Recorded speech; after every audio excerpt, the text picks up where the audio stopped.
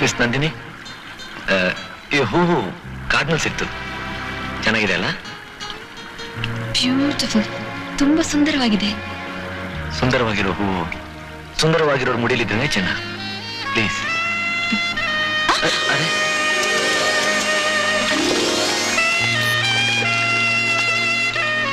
I am sorry doctor. ಪರವಾಗಿಲ್ಲ ಬಿಡಿ, ಮನುಷ್ಯ ಪ್ರಕೃತಿಗೆ ಎದುರಾಗಿ ಹೋದ್ರೆ ಹೀಗೇನೆ ಆಗೋದು.